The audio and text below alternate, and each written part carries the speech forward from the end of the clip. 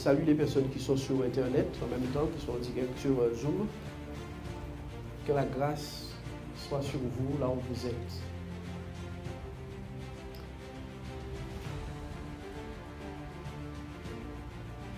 Prenez vos Bibles avec moi dans le psaume 127 et le verset 1. Psaume 127 et le verset 1. Si notre frère peut lire. Cantique des degrés de Salomon. Si l'Éternel ne bâtit la maison, ceux qui la bâtissent travaillent en vain. On peut répéter ça ensemble. Si l'Éternel ne bâtit la maison, ceux qui la bâtissent travaillent en vain. Donc, à prime abord, il est évident que le business de bâtir la maison de Dieu, ce n'est pas une affaire d'homme. Est-ce que vous êtes avec moi? Je vais être simple de chez simple ce matin. Si l'Éternel ne bâtit pas ta vie, tu la bâtis vainement. Si l'Éternel ne bâtit pas l'Église, tout ce que l'Église ferait est vain. Si l'Éternel ne bâtit pas la maison, celui qui la bâtit travaille en vain. Et si l'Éternel ne garde pas la ville, celui qui garde veille en vain. En vain. Donc, il est prématuré, dangereux et inapproprié pour qui que ce soit d'aller s'engager à faire quelque chose pour Dieu. Ah, je vous le dis, hein. Le micro est au service. Qui est au service de qui? Je suis au service du micro ou le micro est à mon service? Le micro est à mon service. Donc, je suis comblé quand le micro fonctionne. Et le micro n'est point embêté par le fait que je ne l'utilise pas.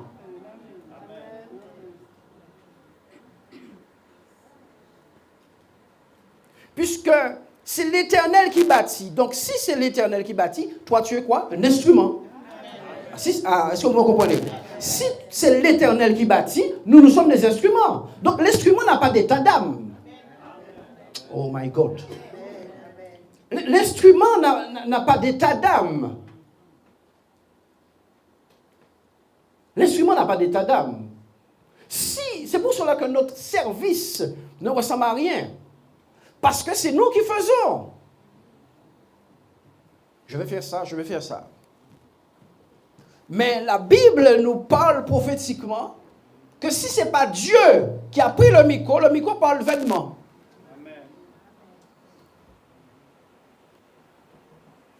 Oui, frère. Donc, si Dieu est le bâtisseur, que sommes-nous? Il ne peut pas avoir deux bâtisseurs à la fois. Jésus a dit, je bâtirai mon église. Toute parpaing, tout carrelage, toute planche que Jésus n'a pas prévue dans sa maison est une planche qu'il va arracher bientôt. Amen. Oui.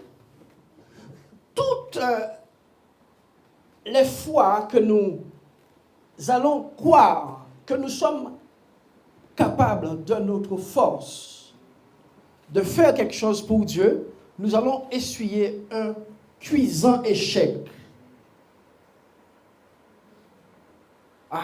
Si ce n'est pas l'Éternel qui bâtit la maison, celui qui la bâtit travaille en vain.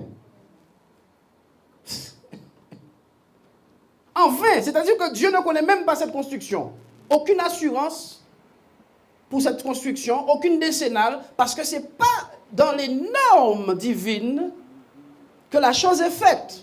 Et quel que soit le nom du service. Bien aimé, si tu veux me blesser, Pasteur Dario, viens me dire, je ne sais pas quoi faire, je ne trouve rien à faire.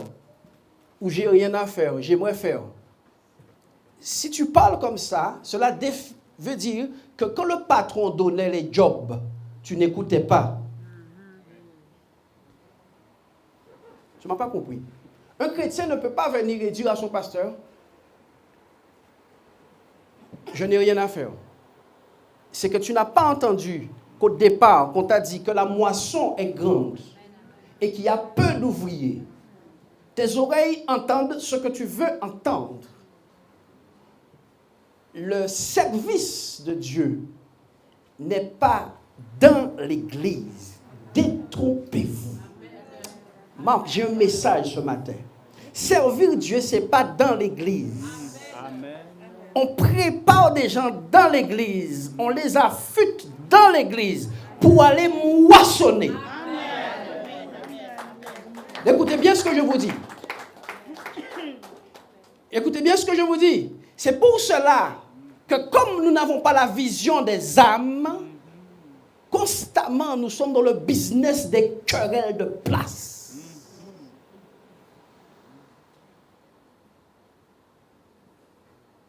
Nous n'avons pas la vision de Dieu, frère.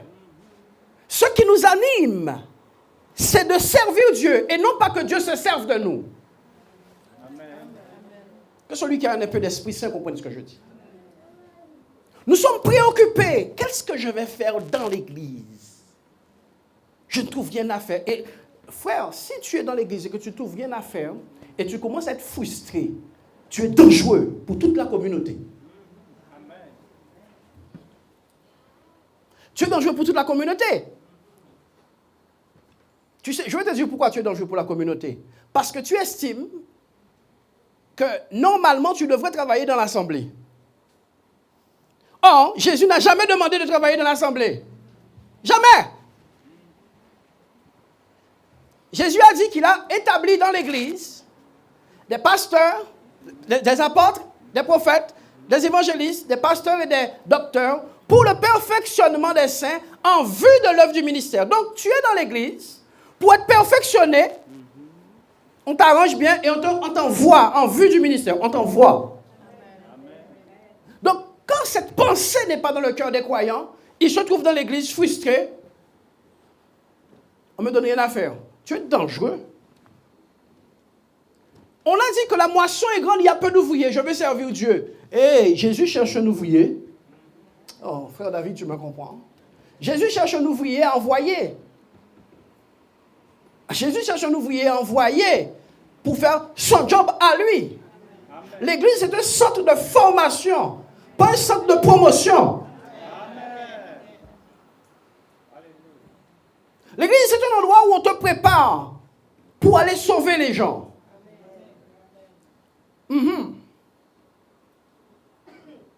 Oui. Quand tu dis, mais on ne me donne rien à faire dans l'église, tu es déjà dangereux. Parce que le maître, quand il a parlé, tu n'as pas écouté.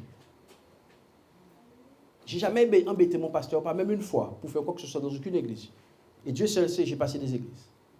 Pas même une fois. Ce qui était ma préoccupation, c'est comment je gagne mon voisin, ma tante, mon oncle, mon cousin. Histoire de servir dans l'église, c'était le cadet de mes soucis, frère. Aujourd'hui, si je ne suis pas monté là, ou si je n'ai pas un micro, je n'ai pas servi Dieu. Fais attention. Je vous dis, faites attention. Je vous dis, faites attention. On a la maladie du micro et de l'estrade. Dans cette génération. Une sœur vient me voir un jour, pasteur Dario, tu sais, j'aime les micros. Hein? Bon, elle aurait même eu quand même avoir du tact pour ne pas me le dire. Mais là, il faut que ça. Quand l'œil est fixé dans la maison, tout à coup, il y aura trop d'œil dans la maison, trop de défauts à voir. Trop de lumière au même endroit, égale ébloui, qui fait que tu ne vois pas dehors. Écoutez ce que je vous dis. Tu ne vois pas dehors. Pourquoi le parleur est là? Pourquoi on a mis maintenant les deux pianos là? Le pasteur le saboie. Regarde dehors. Fais le job de Dieu. Et Dieu subventionne uniquement ceux qui veulent faire sa moisson, frère. Il y a des subventions pour les agriculteurs. Pas pour les boutiques. Les subventions, c'est pour les agriculteurs. Pas pour les boutiques. Les boutiques, c'est impôt, payé, voilà. Peuple de Dieu, n'attristez pas Dieu.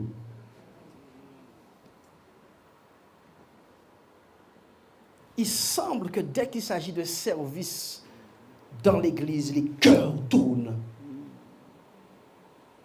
Comme si, quand nous étions dans le monde, nous n'avions pas eu l'occasion de briller. Et l'église, c'est une éventuelle plateforme.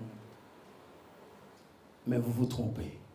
La puissance, c'est pour faire la guerre et faire de la destruction massive. À l'ennemi. Les missiles, frère. Les missiles, c'est pour faire de la destruction massive dehors. Pas dans la maison. Tu éclates une grenade dans ta maison, il y aura des dégâts. Fais-moi confiance. Tu pars à l'hôpital avec tes enfants. Ce n'est pas dans la maison qu'il faut éclater les grenades. Je veille au grain sur cette chose.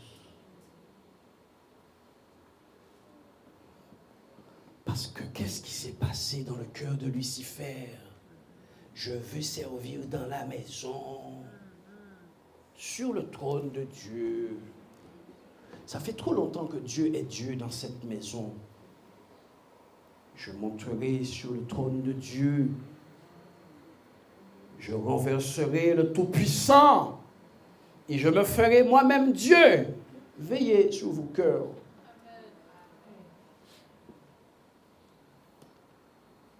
Et aujourd'hui, c'est la maladie des croyants. Ils ne voient même pas le champ qui déborde. C'est la maladie des croyants. La maladie des réseaux YouTube.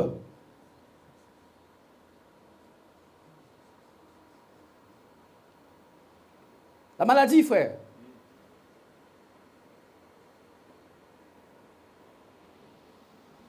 Sois pas préoccupé quel vêtement tu vas mettre dimanche. Sois préoccupé quel vêtement tu vas mettre sur ton voisin qui n'a pas. Écoute-moi bien. Ce matin, écoute-moi. Sois pas préoccupé. Ben, dimanche, j'ai mis ça, je mets ça encore dimanche. Qu'est-ce que les dames, les sœurs vont dire? Que j'ai pas de vêtements? Préoccupe-toi du voisin que tu vois tous les jours avec le vêtement pouilleux. Là, tu seras un serviteur de Dieu.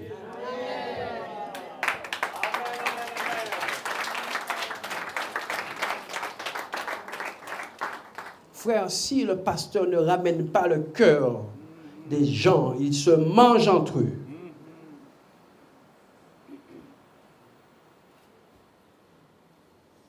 J'ai mis ça dimanche, l'autre dimanche j'ai mis ça. Ça m'embête. L'autre, la soeur va dire peut-être que je n'ai pas de vêtements. Si l'Éternel ne bâtit la maison, celui qui l'a bâti travaille en vain. Donc, toi, tu es quoi? Un instrument. Je n'ai jamais vu un instrument se plaindre qu'il ça fait 40 ans que je suis suspendu dans le garage. Ton grand-père était agriculteur, il tenait une vieille bêche. Il avait une vieille bêche qu'il utilisait pour fouiller des ignames. Quand il est parti dans l'au-delà, il a suspendu la bêche là. Si tu retournes dans la vieille case, bêche là, là toujours.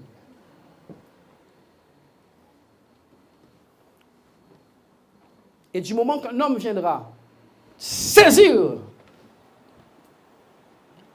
la bêche va fonctionner à nouveau. Sois une bêche. Dieu veut des gagnants d'hommes. Sois donc un gagnant d'hommes, d'âmes. Dieu veut sauver le monde. Sois un sauveur d'âmes. Il faut que j'entre dans mon ministère. Mais vas-y, go. Entre dedans. David, entre dans le ministère.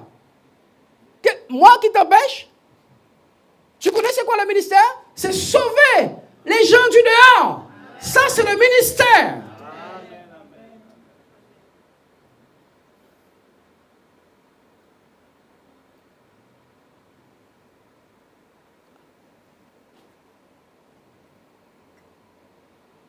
C'est ne pas connaître la puissance de la pression qu'il y a ici que d'être pressé de monter là.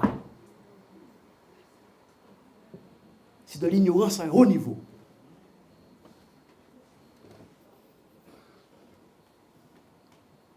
Tous ceux qui sont là veulent descendre. Pourquoi tu veux monter, toi?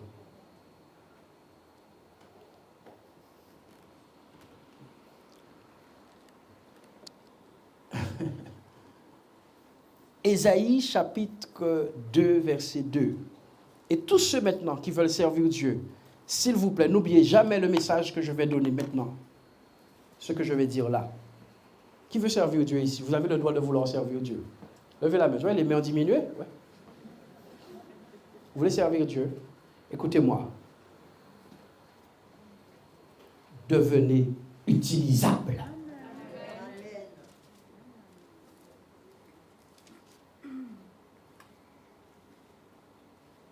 Devenez comment? Utilisable. Il y a un micro. J'ai demandé au technicien hier, qu'est-ce qu'on fait avec? Il m'a dit, jetez ça. Il n'est pas utilisable.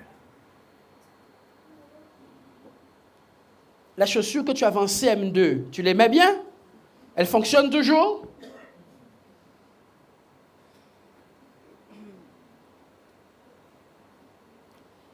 Ah, ce matin, vous allez entendre pour vos oreilles. L'échec dans l'Église, c'est que les hommes veulent faire pour Dieu des choses que Dieu n'aura jamais demandées. Si tu prends l'appareil photo, tu essaies de casser des cocos avec, qu'est-ce qui va arriver? Tu ne penses pas que c'est l'appareil qui va se casser? Alors on va voir comment devenir un instrument. Amen. Ce matin.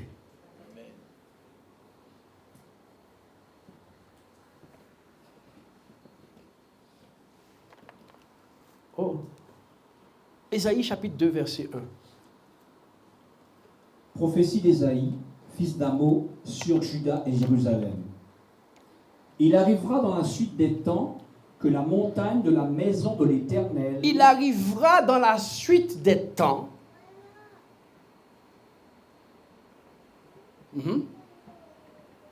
que la maison... que la montagne de la maison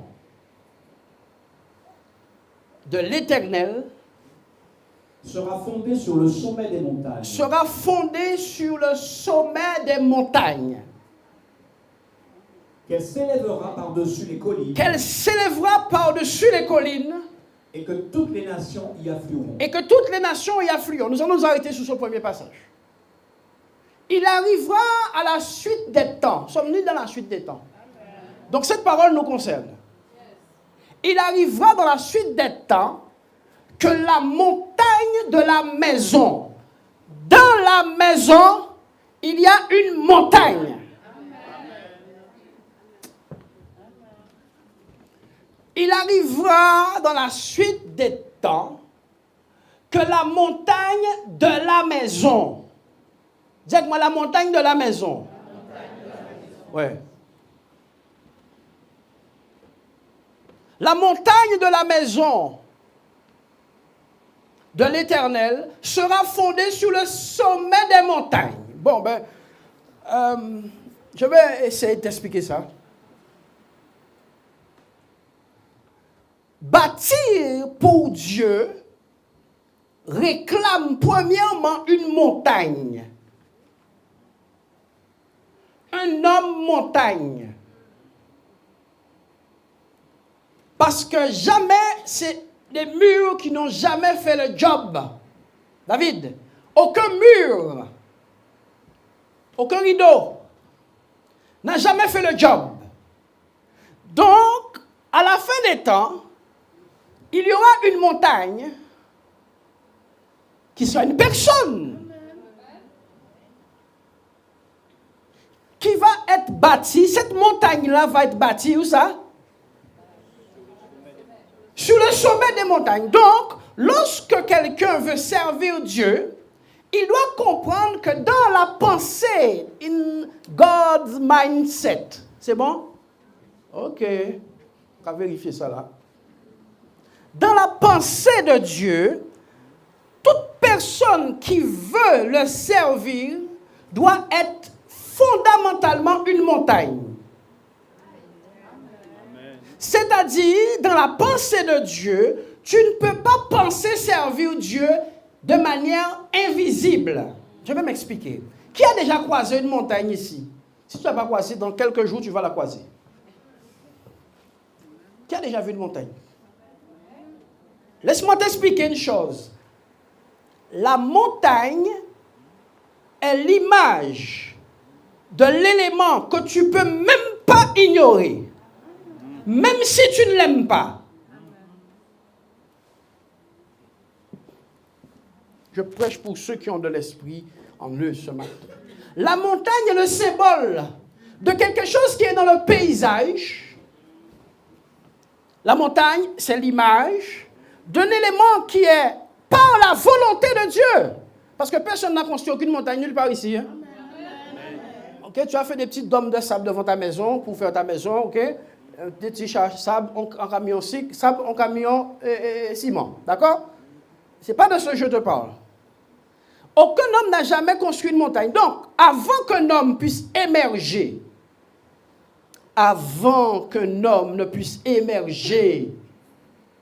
au nom de l'Éternel, il doit avoir été fabriqué par la main de Dieu préalablement, comme une montagne.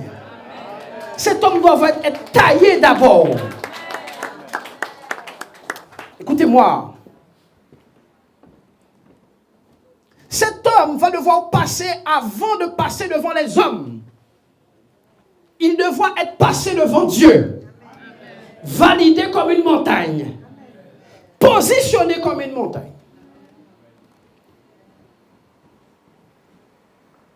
Oui. C'est pour cela que nos efforts d'évangélisation sont souvent vains. Parce qu'en réalité, ceux qui prêchent n'ont jamais été le résultat du façonnage de Dieu. En réalité, ceux qui prêchent n'ont jamais été et n'ont jamais estimé qu'il était nécessaire d'être représentatif au point d'accepter que leur représentativité n'était que le résultat de la main de Dieu sur eux. Ah, je suis compliqué. Hein? Tu ressembles à Dieu quand c'est Dieu qui t'a façonné. Si c'est la religion évangélique qui t'a façonné, tu ressembleras à la religion évangélique. Si c'est la religion protestante qui t'a façonné, tu ressembleras à l'élément qui t'a façonné.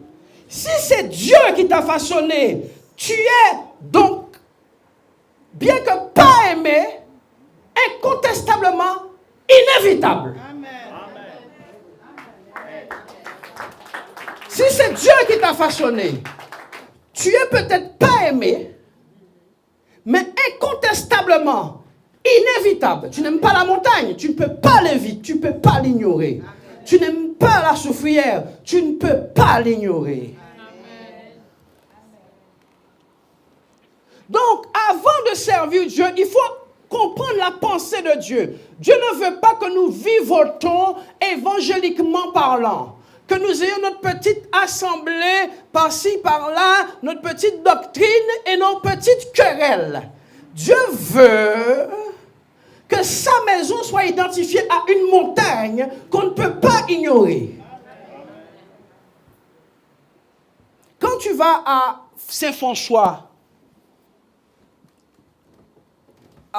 là-bas, Saint-François, pour ceux qui ont déjà été jusqu'à la croix, vous verrez qu'il y a des bougies.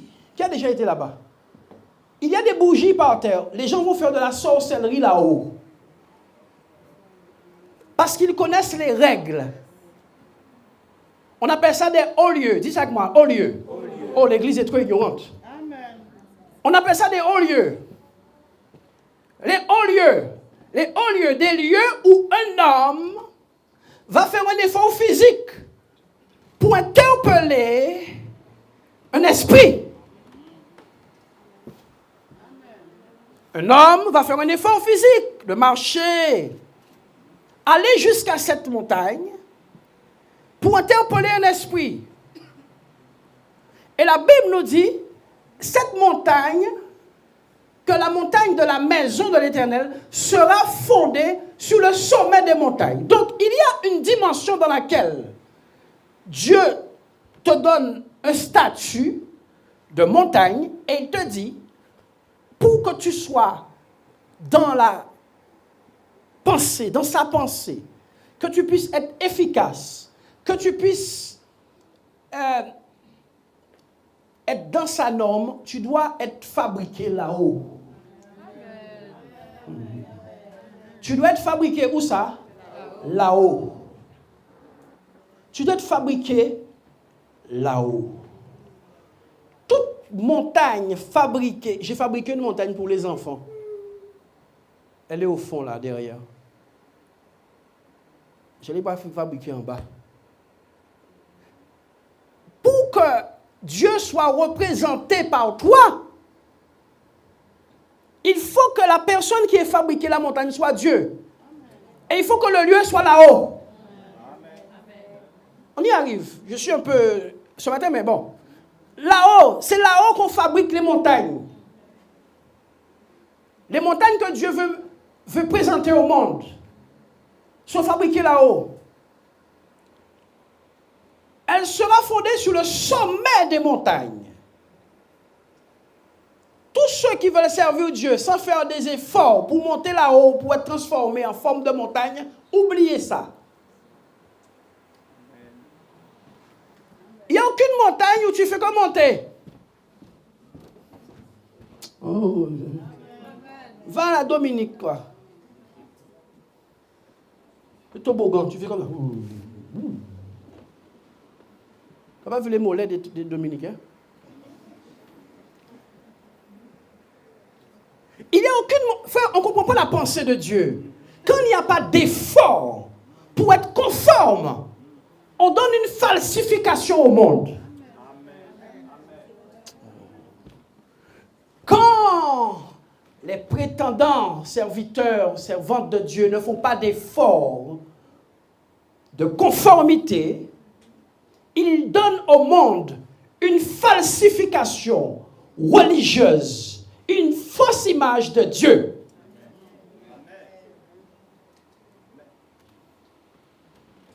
Une fausse image de Dieu.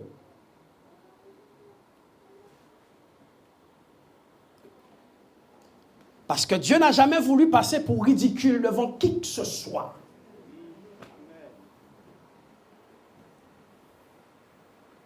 Oui. Dieu dit, je vais faire quelque chose, bâtir des hommes montagnes sur ma montagne. C'est sur la montagne qu'on fabrique des montagnes. Ah oui. C'est sur la montagne. Lisons la suite.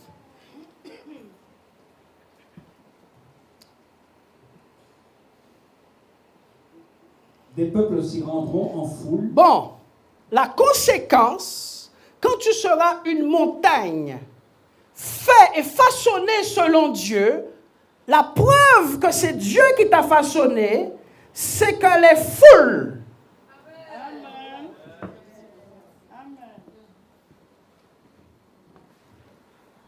des peuples s'y rendront en foule. Quand c'est Dieu qui a façonné la montagne, elle devient de pôle d'attraction incontournable. Aucune montagne ne dit viens à moi. La chose s'appelle l'Himalaya. La chose s'appelle le mont Everest. La chose s'appelle la soufrière. La chose s'appelle montagne pelée. La chose s'appelle Krakatoa. Krakatoa, pas non, hein? La chose s'appelle le mont Everest. Et de par son appellation, des milliers d'hommes vont la regarder. Oui.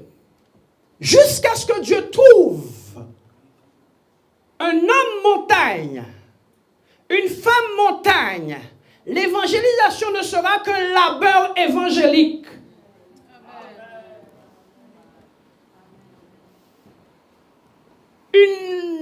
Un dur labeur. Parce que Dieu n'a jamais échoué dans ses plans.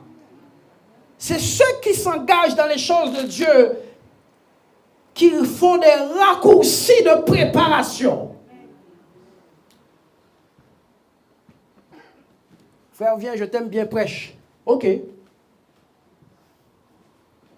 It's all right, it's all right, all right.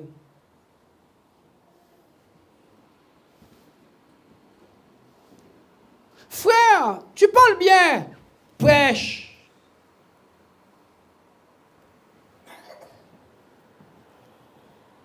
La montagne. Les foules donc s'y rendront. Il y a une évangélisation qui ne marche pas. C'est celle qui n'a pas de preuve du Dieu qu'elle prétend avoir. L'évangélisation qui ne marche pas, frère, c'est l'évangélisation où nous parlons d'un Dieu tout-puissant et les gens regardent une église toute faible. Hein? Les gens ne croient pas, les gens ne sont pas dupes. Ils ne sont pas dupes. Mais selon Dieu, la maison de l'Éternel doit être construite sur la montagne. Noé, je veux faire quelque chose qui va troubler l'entendement de toute la terre. Prends quelques de tes fils, va sur la montagne et construis-moi un bateau sur la montagne. Dieu, tu es fou. Je t'ai dit que ce que moi je construis, si la chose n'est pas construite dans les hauteurs et dans les sphères spirituelles, ton bon sens devient une perte.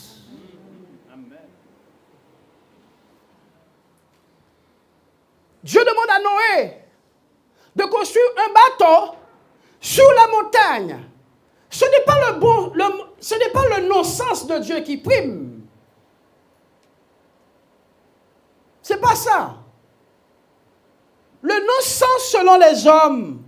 L'apôtre Paul a dit, si je suis hors de sens, c'est pour Dieu. Et si je suis de bon sens, c'est pour vous. Je préfère être hors de sens. Et croire dans l'absolu que construire sur le haut d'une montagne un bateau est plus intelligent que de construire le paquebot France ou le Titanic au bord de la mer et qu'un petit caillou inutile le déchire. Je préfère construire mon bateau sur la montagne, alléluia, de Sion. Je préfère le construire bien sur une montagne, que tout le monde me prenne pour un fou, mais au jour du déluge,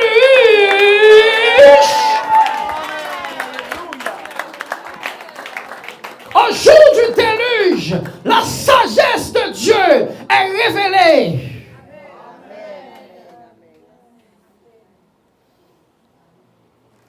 Il est indestructible.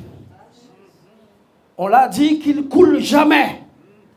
On a même dit Dieu ne peut pas le couler, frère. On s'est exclamé avec grandiloquence, il s'appelle le Titanic. Même Dieu ne peut rien faire. Dieu a dit, je vais placer un rocher en Sion au milieu de la mer. Et celui qui tombera sur cette pierre sera brisé.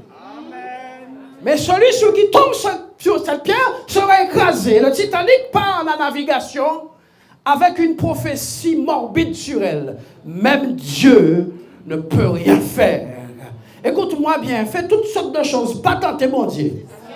Fais tout ce que tu veux, monte et redescends, mais ne tente pas Dieu.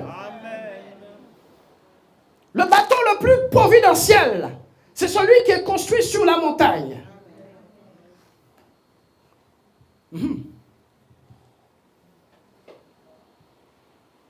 Et les eaux vont commencer à monter. Les eaux vont commencer à monter. À monter.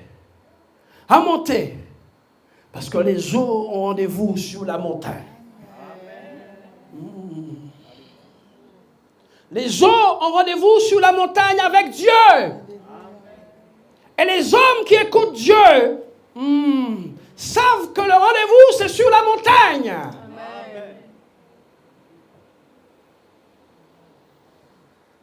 Ils savent que rester en bas, c'est le monde. Moïse, viens. La Bible nous dit que Moïse se retourna pour voir quelle était cette grande vision. Elle vit sur la montagne un buisson qui ne se consumait pas. Il a dit à lui-même, l'endroit est trop élevé, je n'y vais pas. Non! Celui qui veut Dieu doit engager des efforts pour aller seul sur la montagne. Moïse a engagé ses pas sans demander à sa femme et à qui que ce soit, est-ce qu'il est bien de monter sur la montagne? Est-ce que c'est bien ça? Tu veux servir Dieu, tu demandes la vie des autres, continue comme ça. Est-ce que c'est bien de monter sur la montagne? Moïse est monté. Et comme le rendez-vous avec Dieu, c'est là-haut, you are welcome, Moïse. You are welcome. La montagne, le lieu de construction de Dieu. Dis avec moi, la montagne. Le lieu de construction de Dieu. Ah oui. Le lieu où Dieu construit avec des outils qu'aucune intelligence humaine, une étanchéité que personne ne connaît, frère. Une capacité à résister aux plus grandes vagues que l'humanité n'a jamais connues. C'est Dieu qui connaît comment associer les planches et les clous.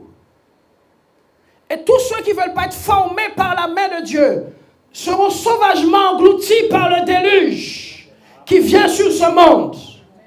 Si tu crois dans ton assemblée, tu fais mal. Tu crois dans ton pasteur, tu fais aussi mal. Crois dans le Dieu de la Bible, celui qui t'attend pour te mettre en sécurité dans sa présence sur la montagne. Il n'y a pas de sécurité hors de la présence de Dieu, chrétien.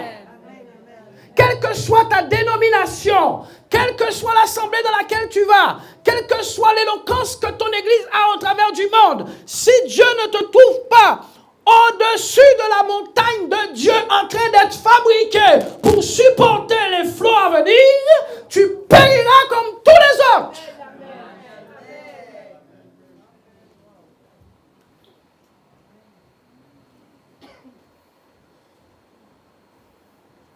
Oui, frère. La présence glorieuse.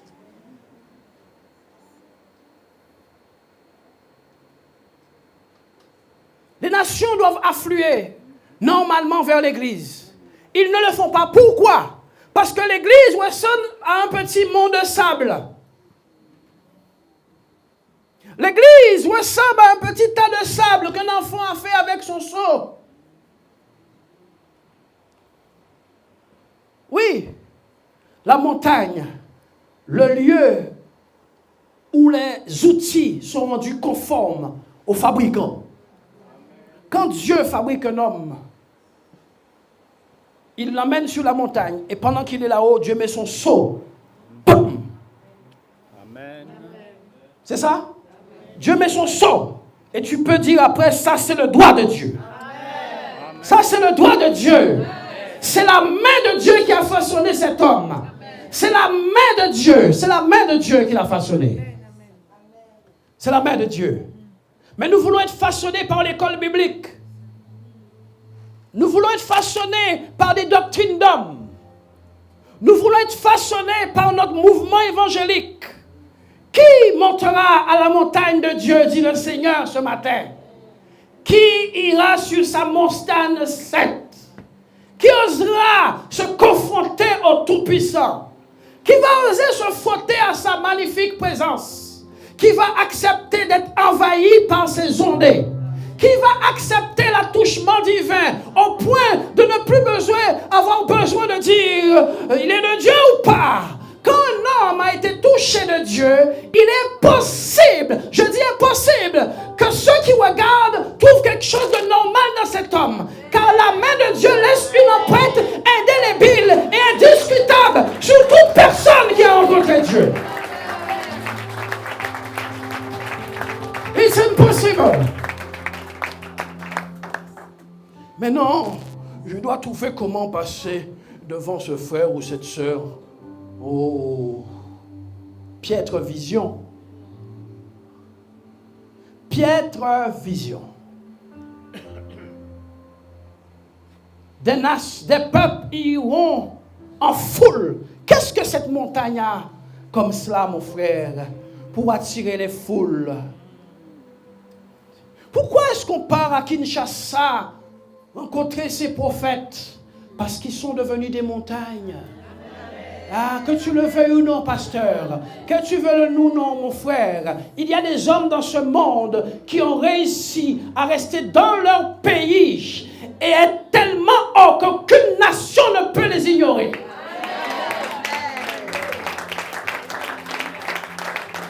Des hommes qui ont laissé Dieu les façonner dans le secret. La montagne, c'est le lieu d'invitation pour tous. C'est le lieu d'acceptation de quelques-uns. La montagne, c'est le lieu où Dieu invite tout le monde. Mais c'est le lieu où on n'accepte que quelques-uns. La montagne rejette les faibles. La montagne rejette les lâches. La montagne rejette les petits. La montagne rejette les enfants. La montagne rejette les boiteux. La montagne rejette les aveugles. La montagne rejette les ignorants. La montagne rejette tous ceux qui n'ont pas respecté le statut de la montagne. Toute cette liste de personnes que je vais de citer n'ont aucune place pour la montagne. Parce que tu ne peux pas envoyer un enfant à la montagne. Tu ne peux pas envoyer un boiteux à la montagne, il va te faire perdre du temps. Tu ne peux pas envoyer un aveugle à la montagne, il est perdu d'avance. Tu ne peux pas envoyer un fou à la montagne, il va se jeter dans le volcan. Il y a plein de choses que tu ne peux pas faire avec. La montagne fait un tri sélectif. La montagne fait un tri sélectif. La montagne appelle tout le monde. Tout le monde aime voir la montagne. Tout le monde se sent attiré par la montagne. Mais la montagne impose ses règles. Ah, la montagne impose ses règles. La montagne impose ses exigences. La montagne rappelle la mort de ceux qui ont tenté de le faire. Sur le flanc des montagnes, nous voyons des petites croix plantées parce que tel alpiniste avait tenté de monter là-haut sans entraînement. Tel novice avait tenté d'aller là-bas sans avoir été formé. Les plus avérés sont morts là-bas et on a mis des petites croix en souvenir de leur tentative. La montagne. Ben oui.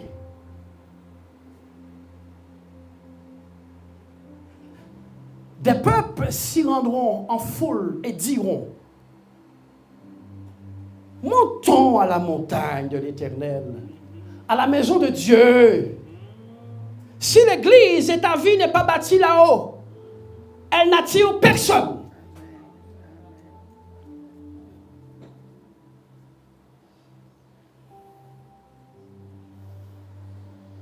Oh Seigneur, sauve ma famille. Deviens un homme, une femme montagne. Et histoire d'attirer, ce sera un jeu d'enfant. On ne peut pas ignorer un Dieu dans la famille. On ne peut pas ignorer. On ne peut pas ignorer Dieu dans la famille. On ne peut pas l'ignorer. Même si on ne l'aime pas.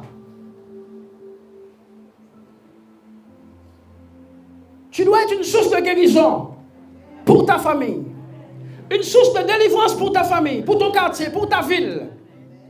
Pour cela, tu dois aller à l'endroit où on apprend aux gens à être des guérisons. À l'endroit où on apprend aux gens à être des libérateurs. À l'université du secours sans intérêt. Oh, quelqu'un n'est pas avec moi. Oh, maillon des risques et prados. Qui veut aller à la montagne ce matin? Qui veut se rendre lui-même isolé? Qui veut accepter l'isolation? Qui préfère l'isolation que la foule ce matin? Qui préfère être seul à chercher Dieu qu'au milieu de la foule à se parader en parlant de Dieu qu'on n'a jamais rencontré? Qui renonce à l'éloge des hommes pour avoir celle de Dieu? Y a-t-il un en Guadeloupe, un en France, qui est prêt à disparaître pour le salut d'autrui? La Bible nous dit qu'il n'y a pas de plus grand amour que de donner sa vie pour les gens qu'on aime. Comment aimes-tu? Me dis-tu, tu aimes les gens, mais tu ne donnes pas ta vie pour les autres. Tu veux toujours préserver ton statut, toujours préserver ta position, toujours préserver quelque chose. Or, celui qui veut sauver sa vie d'après Jésus, la perdra.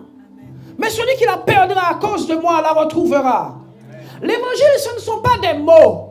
L'évangile, c'est une rencontre avec quelqu'un qui te dit, pour qu'on puisse croire en toi, je te donne une preuve, et quand tu descendras, tu leur montreras cette chose qui n'existe pas en bas.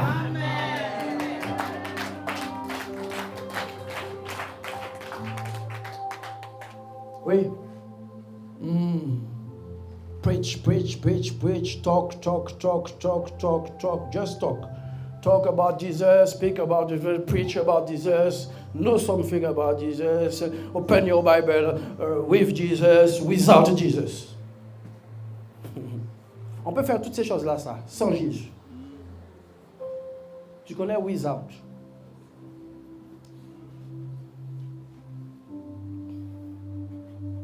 Oui, oui. Il faut qu'il y ait l'affluence de foule pour que l'élément puisse être définitivement appelé conforme. Oh, pourquoi les Guadeloupéens partent en Afrique voir les pasteurs africains? Parce qu'il n'y a pas de montagne en Guadeloupe.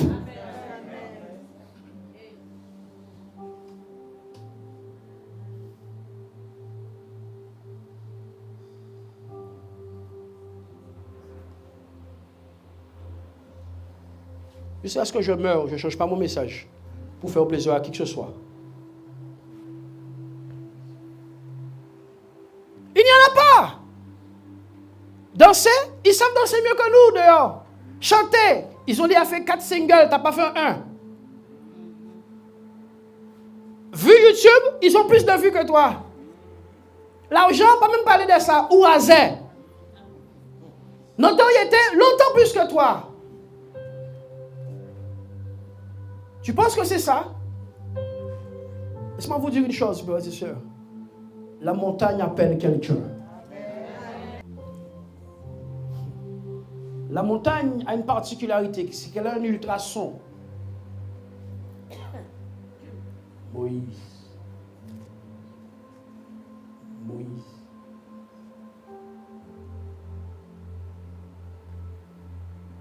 Samuel.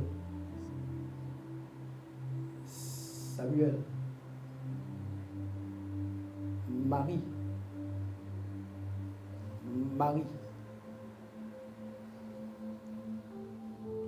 Moïse.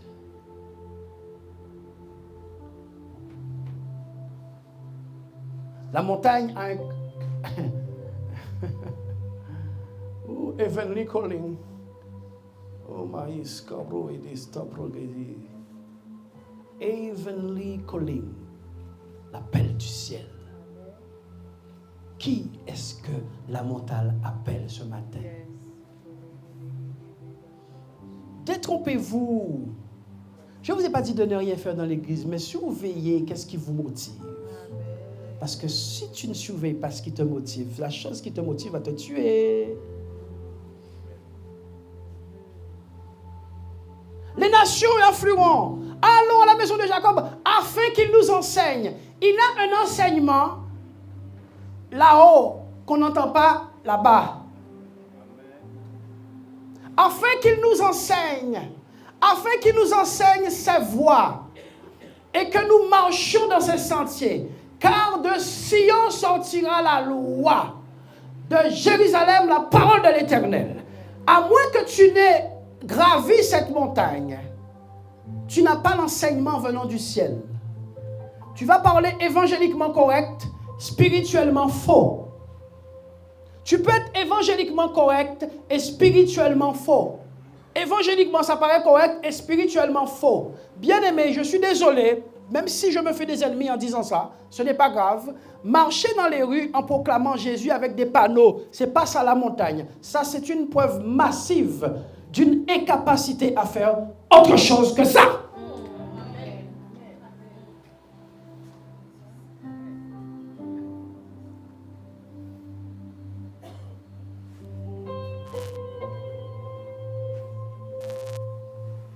Et après,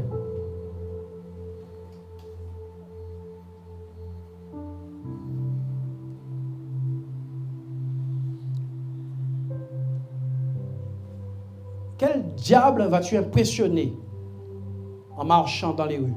Explique-moi le nom du diable qui a peur de la marche. Donne-moi son nom. Je monte, peut-être que je ne vais pas entendre ce que tu vas me dire. Le démon là, qui a peur des marches évangéliques, donnez-moi son nom. On a baissé le standard au point d'être devenu ridicule. À Kinshasa, il y a un pasteur du nom de Alf Lukao. En une seule réunion, il t'aligne 30 000 personnes là. Pendant que toi, en Guadeloupe, tu as pris 40 ans pour mettre 8 000 personnes dans la rue. Réfléchissez. Tibi Joshua,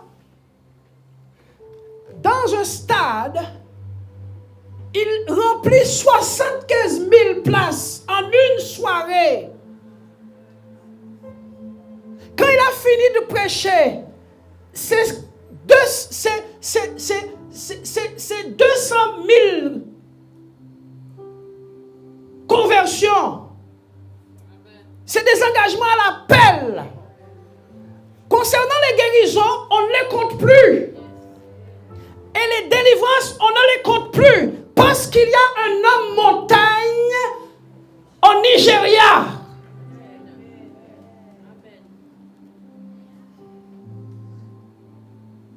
Il y a un homme qui, à lui seul, fait le travail qu'on n'a pas pu faire en 40 ans. Église de Guadeloupe, réveille-toi. Cherchez Dieu de tout votre cœur, afin que votre évangile ne soit pas juste une question d'aller à l'église le dimanche. Cherchez Dieu. Cherchez Dieu. Le Seigneur a dit, cherchez l'Éternel et vous vivrez. Oh! Sur la montagne de Sion vient le salut. Là, on est bon là, pour chanter. Mais quand il s'agit d'aller sur la montagne de Sion, frère, l'Église, l'appui et la colonne de la vérité est en train de donner un gros mensonge au monde.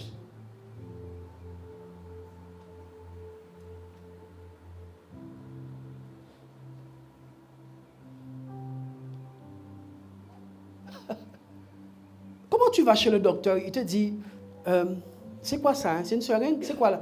Tu vas chez le docteur et il te demande entre la seringue et le cystoscope, lequel tu préfères? Mais il ne sait pas lequel en fait. Mais c'est ce qu'on fait au monde. Vous savez pourquoi? Parce que personne n'ose s'enfermer quelque part à la vue que de Dieu, frère. Tout le monde veut être vu. Personne ne veut pas être caché. Personne ne veut se dire, moi, je reste fermé dans ma chambre à chercher Dieu. Tout le monde veut être là. Celui qui passe beaucoup de temps avec Dieu aura peu de temps à parler aux hommes pour les convaincre. Celui qui reste très longtemps avec les hommes parlera des années et n'aura pas convaincu un seul.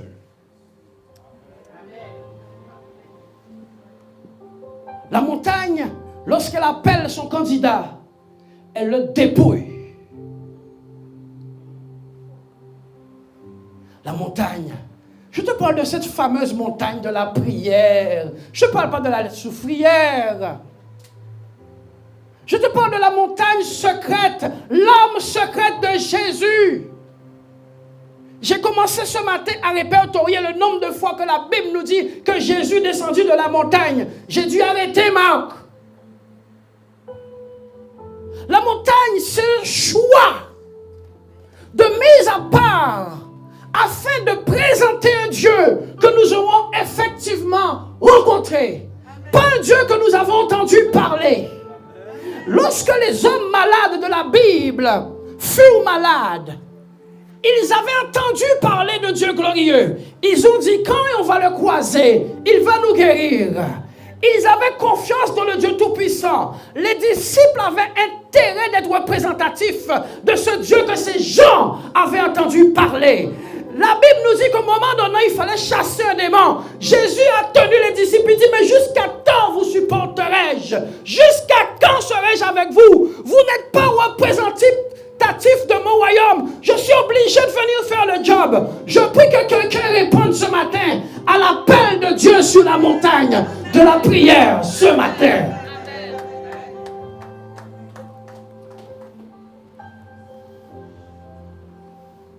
Jésus a dit, jusqu'à temps vous supporterai-je? Parce que on veut être vu des hommes, mais pas de Dieu. Ce qui nous intéresse, c'est d'être vu de Dieu, vu des hommes. Jésus a dit, si vous êtes vu des hommes, vous avez votre récompense. Ouais. Les pionniers des temps passés, les généraux, les Smith Wigglesworth, les Aimé Semple, les Maria Woodruff, hein? Les Charles Finney, les Wesley, les Benson Idahosa, c'est des gens qui ont émergé tout à coup dans leur génération pour avoir été pendant longtemps cachés de la présence de Dieu. Ils ont émergé comme des volcans, ne pouvant plus résister à la pression de l'esprit qui était en eux. On a pu ignorer leur explosion. On n'a pas pu l'ignorer, frère.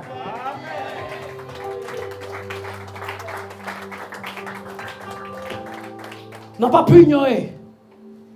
Frères et sœurs, retournez dans la montagne de la prière secrète et personnelle.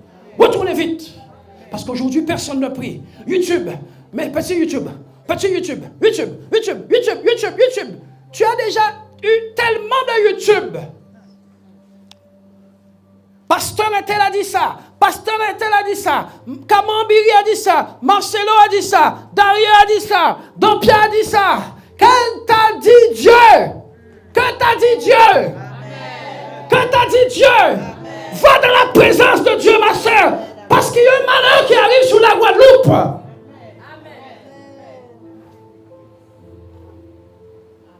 Va dans la présence de Dieu. Consume-toi dans sa présence. Au jour du malheur, frère, il n'y a pas de soeur à côté. Il n'y a pas de WhatsApp.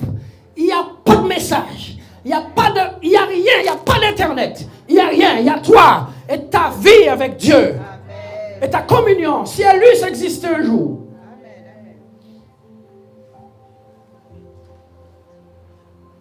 Que sommes-nous venus voir ce matin? Oiseaux agités par un peu de vent.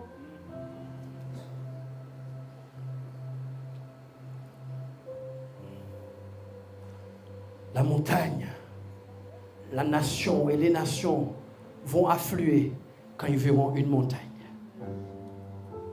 Quand le volcan du Krakatoa a explosé, toute la nation a su.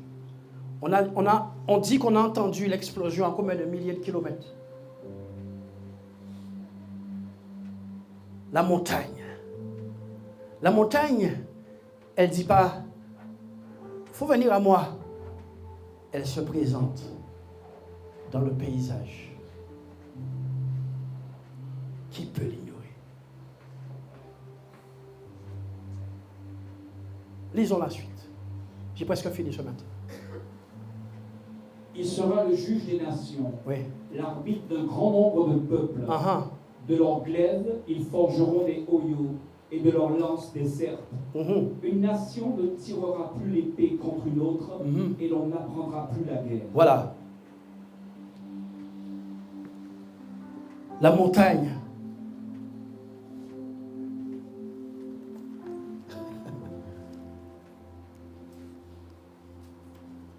Ah, la montagne de la prière. Secrète.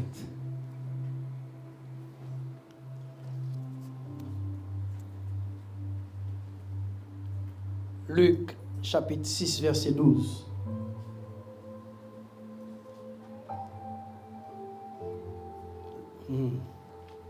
Rapidement, Luc 6, 12. En ce temps-là, Jésus se rendit sur la montagne pour prier. Matthieu 8, 1.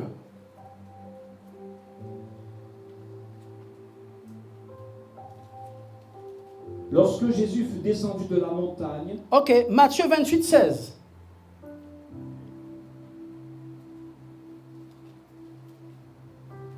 les 11 disciples allèrent en Galilée, sur la montagne que Jésus leur avait désignée. Oh, c'est pour Jésus seulement. Matthieu 14, 28.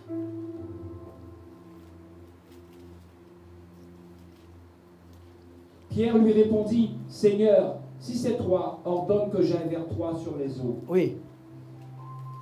J'ai dû faire 14, 28, j'ai dû faire une erreur quelque part. Frères et sœurs, Jésus, avant d'aller vers les gens le matin, il partait sur la montagne pour être sûr que c'est rien d'humain qui va descendre là. Impactless. Qu'est-ce que ça veut dire? Impactless church. Sans impact. Impactless.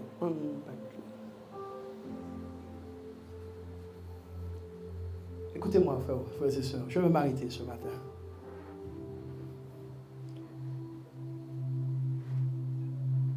La faille dans l'église d'aujourd'hui, c'est que le chrétien ne prie plus. On lève les mains le dimanche matin, on entre chez soi. On lève les mains le dimanche matin, on entre chez soi. Là, on ne fait pas d'expérience avec Dieu parce que la montagne, c'est la prière. C'est la prière, pas celle qui demande, mais celle qui s'offre. La montagne, c'est la prière, non pas celle qui demande, mais celle qui s'offre. Et comme il n'y a pas d'offrande, il n'y a pas de sacrifice, il n'y a pas de feu. Écoutez-moi, l'offrande de la bête, c'est ce qui attire le feu. Pas moun pas mettre du feu en canari si pas ni viande dedans. On veut le feu. On ne veut pas déposer nos vies sous la main de Dieu, sous l'autel de Dieu. Ne répondez pas. Mais si vous sondez vos vies de prière, vous saurez quoi faire. La montagne, c'est à cet endroit qu'on prépare ce qu'on envoie. Ils ne descendent pas de la montagne avec leur mandat. David, ils ne redescendent pas avec leurs idées. Ils ne redescendent pas avec leurs intentions, ni leurs projets. Dans leurs mains se trouve la loi, le conseil, les détails et les instructions de Dieu. C'est pour cela que quand tu bâtis, rassure-toi bien que tu as été à la montagne. Car tu risques de construire quelque chose qui va tomber sur toi. Ah, la vie de prière personnelle.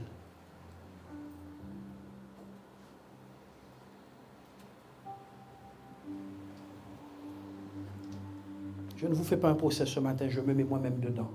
Si il n'y a pas une décision. Ce matin-là, de dire, il me faut une vie de prière. Une vie de prière. Oh, oh. La vague qui arrive là.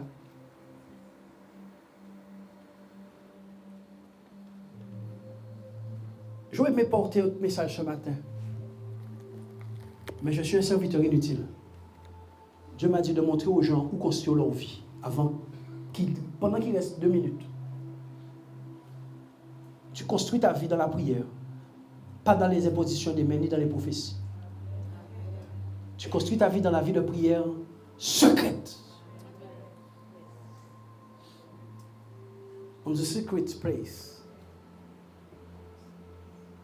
Prière secrète. La construction est inutile si c'est pas Dieu qui